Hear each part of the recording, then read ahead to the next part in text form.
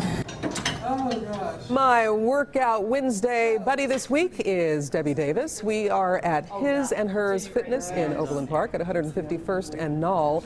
We're targeting our hips and our thighs and our hamstrings and our glutes and our abs. We have a lot to work on. I'm getting out of the way, though, because Deb is actually the real star here. 2 years ago, Debbie Davis had a series of strokes. She could hardly stand up, and she couldn't even lift her right arm. Well, look at her now. Wow, this is the last week of American Heart and Stroke Month. So today on Workout Wednesday, we are focusing on strokes. And so, Debbie, thanks so much for being here. Thank you. And for participating in my Workout Wednesday. We really were getting a sweat on out there. There we were. Yes, we were. So tell me, how in the world did you have a series of mini strokes? Well, actually what happened was I had a bacterial infection called sepsis, and that bacterial infection actually went to the brain and caused the TIAs, or mini strokes.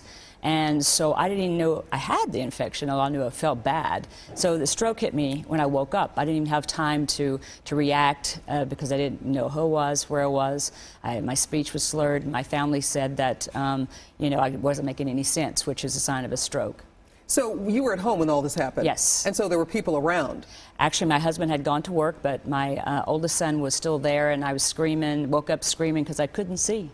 So what happened next? I mean, you got to the hospital. Did they give you that? There's a particular drug that they can give stroke patients. I know nothing for a week after what happened. Wow. They were actually trying to figure out why I'd had the series of, they thought, mini strokes, because I couldn't see. I couldn't move my right arm at all. So immediately they just started running tons of tests and found out that the bacterial infection was the cause of the mini strokes.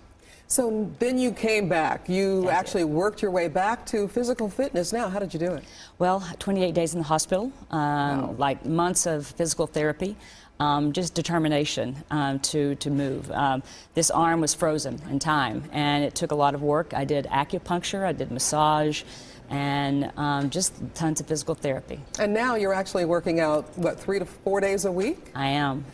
And so is it making a difference? Are you seeing these results last? Yes, I am. I mean, do the physical therapy when they tell you to do it, and continue it afterwards. I'm telling you, working out is making this arm so strong. I feel much better about myself, and with exercise, it can help keep you from having a stroke. All right, so one of the things we want to do is definitely give people the warning signs of a stroke, and the Heart Association and the Stroke Foundation, they definitely talk about something called ACT FAST, F-A-S-T. Tell us about that. Well, F is for facial droop, if you find your face is drooping.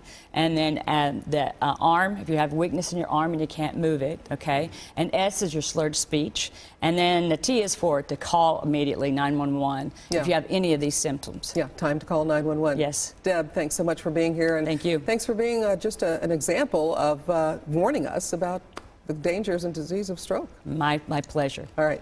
Thank you. Debbie Davis.